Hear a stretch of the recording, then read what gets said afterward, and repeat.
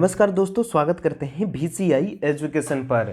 जैसे कि आपको बता दें कि हम लोग बीपीएससी टीआरई 4.0 का प्रिपरेशन कर रहे हैं और इस श्रृंखला में हम लोग शुरू किए हैं एनसीईआरटी सार संग्रह, जो महेश कुमार वर्णवाल द्वारा लिखी गई बुक है। और इसमें हम लोग शुरू किए हैं भूगोल की श्रृंखला में आज हम लोग डिस्कस करेंगे कृषि। हालांकि 2 दिन पहले ही शुरुआत कर दिए हैं, जिसमें हम लोग 2 वीडियो देख भी चुके हैं। आज कृषि का लास्ट वीडियो है और इसमें कृषि से संबंधित जितने भी इंपॉर्टेंट क्वेश्चन आपको देखने को मिलता है एग्जाम में, सारे क्वेश्चन को एक एक करके डिस्कस करेंगे। तो चलिए दोस्तों, इस टॉपिक का आज लास्ट वीडियो डिस्कस करते हैं और देखते हैं। इसमें हम आपको बात करेंगे जो कृषि होती है उसके कौन कौन से प्रकार होते हैं, कौन कौन सी संस्था होती है और कौन से प्रकार की कृषि कहाँ पर पाई जाती है, इस पर भी हम लोग बात करने वाले हैं। तो चलिए शुरू करते हैं दोस्तों। तो सबसे पहले आज हम लोग बात करेंगे कि कृषि के प्रकार को। तो आप देख सकते हैं कि यहाँ पर देख सकते हैं कि कौन कौन से राज्य हैं जहाँ पर किन किन प्रकार की कृषि होती है। तो सबसे पहले यहाँ पर देखिए कृषि के प्रकार। तो देखिए झूम कृषि एक होती है। आप झूम कृषि सीटेट वगैरह के एग्जाम दिए होंगे तो वहाँ पर पढ़े होंगे, लेकिन यहाँ पर जो बात करेंगे वो आपको कॉम्पिटिटिव एग्जाम से संबंधित होगा। तो आइए बीपीएससी से जो यहाँ से जोड़कर क्वेश्चन पूछता है, ये बातें आपको समझ में आएगी। तो देखिए यहाँ पर सबसे पहले हम बात करेंगे झूम के बारे में कि झूम खेती कहाँ पर होती है। तो देखिए झूम खेती जो होती है ये उत्तर पूर्वी राज्य में होती है। अब बात करें कि उत्तर पूर्वी राज्य किसको बोलते हैं, तो देख सकते हैं कि भारत का जो चित्र होता है इस तरीके से ऐसे भारत बना होता है। और यहाँ पर देखेंगे तो इस तरीके से देखिए उत्तर में देखिए ऊपर हो जाएगा उत्तर और नीचे जाएगा तो हो जाएगा दक्षिण और ये हो जाएगा पूर्व और ये हो जाएगा पश्चिम। आप देखेंगे दोस्तों कि ये वाला जो साइड होगा, देखिए ये वाला साइड जो होगा और इसी को हम लोग कहते हैं उत्तर पूर्वी राज्य। यानी उत्तर पूर्वी राज्य क्यों बोला जाता है, तो आप देख सकते हैं कि यहाँ पर जो कृषि होगी ये उत्तर और पूर्व साइड में होगी, इसीलिए इसको उत्तर पूर्वी राज्य बोला जाता है। और उत्तर पूर्वी राज्य में आपको राज्य की बात करें, असम, मेघालय, मिजोरम, त्रिपुरा जैसे राज्य उत्तर पूर्वी राज्य में मिलते हैं।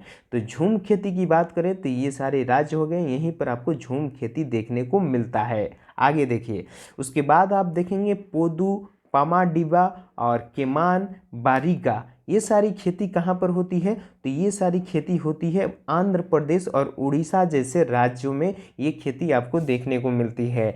नेक्स्ट बात करें कुमारी खेती, तो कुमारी खेती जो होती है ये पश्चिमी घाट में होती है दोस्तों। आइए नेक्स्ट हम बात करें पूनम या पूर्णम, ये सारे त्यौहार भी मनाए जाते हैं केरल में और ये सब खेती भी है, खेती का एक प्रकार है। तो ये कहाँ पर होता है, तो ये केरल में होता है दोस्तों। ये सारी चीज़ हम झूम खेती की पढ़ रहे हैं। आगे देखिए अगला क्वेश्चन की बात करें तो आप देखेंगे दोस्तों कि पिब्बर या दहिया मशान या पेड़ा तथा बीरा, ये सब खेती कहाँ पर होती है, तो मध्य प्रदेश और छत्तीसगढ़।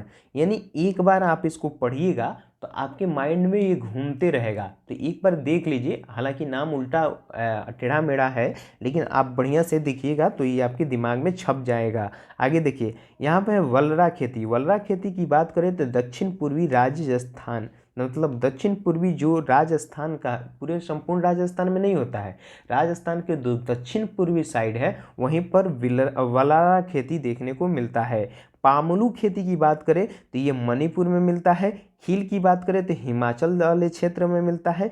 कुरुल या कुराव, ये झारखंड में कुराव जनजाति भी देखने को मिलता है दोस्तों। और ये जनजाति इस तरह की खेती करती है, इसीलिए ये कहाँ पर देखने को मिलता है, झारखंड में। देखिए दीपा आप 2 जगह देखने को मिलेगा, एक छत्तीसगढ़ में बस्तर जिला में मिलेगा, अंडमान निकोबार द्वीप समूह, यहाँ पर इस प्रकार की खेती देखने को मिलती है। तो ये सारी खेतियों के प्रकार हैं जो आप देखें। आइए कुछ इंपॉर्टेंट क्वेश्चन देखते हैं जो आपके एग्जाम और पॉइंट व्यू से काफ़ी अच्छे हैं। तो आइए सबसे पहले देखिए बराक घाटी, जिसको आप बार्क वैली भी कहते हैं, ये महत्वपूर्ण फसल कौन सी है, तो धान और चाय। इसको हम बराक घाटी या बार्क वैली भी कहते हैं दोस्तों। यहाँ पर देखिए भारत में किस राज्य में मसालों का बगीचा, तो ये बच्चा जानता है कि केरल को हम मसालों का बगीचा कहते हैं, जहाँ पर लौंग पुष्पकली से प्राप्त होती है, जिसकी सर्वाधिक खेती केरल में ही की जाती है। आइए नेक्स्ट देखेंगे कि भारत में काला सोना किसको कहा जाता है दोस्तों, तो काला सोना की बात करें तो ये काली मिर्च को कहा जाता है काला सोना। आगे देखिए, भारत में सर्वाधिक काजू का उत्पादन करने वाला राज्य कौन सा है, तो ये अपना महाराष्ट्र है दोस्तों। महाराष्ट्र में सबसे ज़्यादा काजू का उत्पादन किया जाता है। आगे देखिए, शक्तिमान 1 और शक्तिमान 2 किस फसल में आनुवांशिक परिवर्तित रूप है, तो ये मक्का जो होता है इसका आनुवांशिक परिवर्तित रूप है दोस्तों। आगे देखिए, देखेंगे दोस्तों अगला क्वेश्चन, तो देखिए वाणिज्य स्तर पर केसर का उत्पादन कहाँ पर होता है, मतलब कि कमर्शियल स्तर पर केसर का उत्पादन कहाँ पर होता है, तो कमर्शियल स्तर की बात करें तो ये अपना जम्मू कश्मीर में सबसे ज़्यादा केसर का उत्पादन होता है दोस्तों। आगे देखिए, चाय की खेती के लिए पहाड़ी ढाल क्षेत्र वार्षिक वर्षा 200 सेंटीमीटर से अधिक तथा टेम्परेचर की बात करें तो 24 डिग्री सेल्सियस से 30 डिग्री सेल्सियस तक तापमान उपयुक्त माना जाता है जहां पर चाय की खेती की जाती है। ध्यान से सुनिए, मतलब चाय की खेती कहां पर की जाती है, उसके लिए मौसम क्या होना चाहिए, तो आपको मालूम होना चाहिए दोस्तों वहां पर मौसम में जो बारिश होती है उसकी 200 सेंटीमीटर से अधिक बारिश होना चाहिए और 24 डिग्री सेल्सियस से 30 डिग्री सेल्सियस के बीच में तापमान होना चाहिए, तब आप वहाँ पर चाय की बागवानी या चाय की खेती आसानी से कर सकते हैं। जैसे असम में चाय बहुत ज़्यादा होता है और देखते हैं कि ये असम जो है वहाँ पर बारिश भी सबसे ज़्यादा होता है, इसीलिए वहाँ के लोग क्या करते हैं 3 से 3.5 फीट ऊंचे घरों पर रहते हैं दोस्तों। क्यों? क्योंकि वहाँ बाढ़ हमेशा देखने को मिलता है। आगे देखिए, आप देखेंगे प्रसंस्करण मतलब प्रोसेसिंग हेतु आलू की सबसे अच्छी किस्म कौन सी है, तो आलू की सबसे अच्छी किस्म की बात करें तो कुफरी चिप्सोना 2 जो है ये आलू की सबसे उत्तम किस्म माना जाता है दोस्तों। आइए, ललित किस फसल का उन्नत किस्म है, तो ये अमरूद जो होता है दोस्तों, ये इसका गव्वा जिसको बोलते हैं, इसका ये उत्तम किस्म माना जाता है। आगे देखिए, आगे देखते हैं कि उत्तराखंड में उगाए जाने वाला अनाज जिसको हम मड़ुआ या कहीं कहीं कुद्दू को नाम से जानते हैं, ये निर्यात किस देश में की जाती है, तो ये जो होता है ये जापान में सबसे ज़्यादा ये सारी खेती का देखने को मिलता है। आगे देखिए मेरे दोस्तों कि निर्वाहमुल्क मतलब आप देख सकते हैं निर्वाहमुल्क कृषि के अंतर्गत मोटे अनाज चावल का उत्पादन किया जाता है दोस्तों। आगे देखिए, अदरक आप देख सकते हैं दोस्तों, बहुत ही इंपॉर्टेंट क्वेश्चन है। आप देखिए, अदरक खाने योग्य भाग क्या कहा जाता है, मतलब अदरक तो आप देखते हैं तो उसमें कौन से भाग को खाया जाता है उसका नाम क्या है, तो आप देख सकते हैं दोस्तों उसका नाम क्या है, प्रकंद। प्रकंद को क्या किया जाता है, खाया जाता है। मतलब अदरक के भाग का नाम है प्रकंद, जिसे हम लोग क्या करते हैं, खाते हैं। अगला क्वेश्चन देख सकते हैं कि भारत में कौन सा खदान उत्पादन में प्रथम स्थान है, तो ये उत्तर प्रदेश जो है खदान उत्पादन में प्रथम राज्य आता है दोस्तों। आइए नेक्स्ट देखेंगे, केरल राज्य विश्व में किस उत्पादन के लिए प्रसिद्ध है, तो ये गरम मसाले के लिए प्रसिद्ध है केरल राज्य।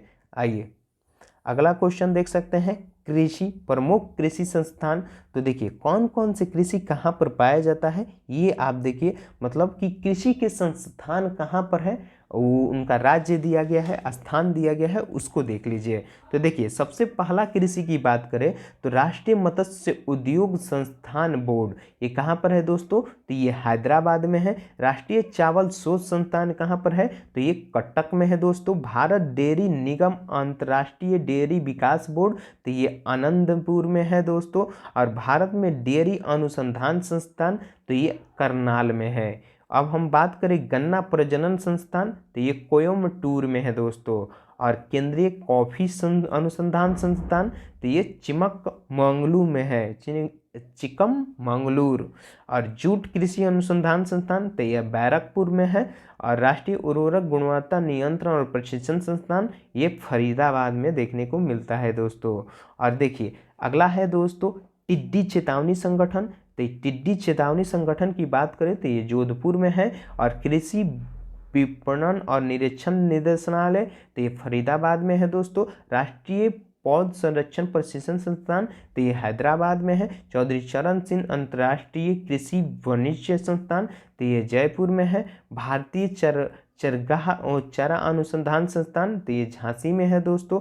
केंद्रीय चारा बीज उत्पादन फॉर्म ये हैसघट्टा में है। विवेकानंद पर्वतीय कृषि अनुसंधानालय कहाँ पर है, तो ये अल्मोड़ा में है। और केंद्रीय कृषि अनुसंधान संस्थान ये न्यू दिल्ली में है। और लघु विकास कृषि व्यापार संघ तो ये भी नई दिल्ली में देखने को मिलती है। आगे देखिए, राष्ट्रीय जैव उर्वरक विकास केंद्र तो ये गाजियाबाद में है। पशु रोग जांच प्रयोगशाला तो ये पुणे में है दोस्तों। और पशु स्वास्थ्य पशु चिकित्सा जैविकी संस्थान तो कोलकाता में है। पशु चिकित्सा जीव विज्ञान संस्थान बेंगलुरु में है। पशु स्वास्थ्य संस्थान जालंधर में है। पशु चिकित्सा जैविकी ये गुवाहाटी में है दोस्तों। और राष्ट्रीय पशुधन और संबंधित रेशों अनुसंधान संस्थान तो कोलकाता में है। भारतीय प्रकृति रेजिन्स एवं कम संस्थान रांची में।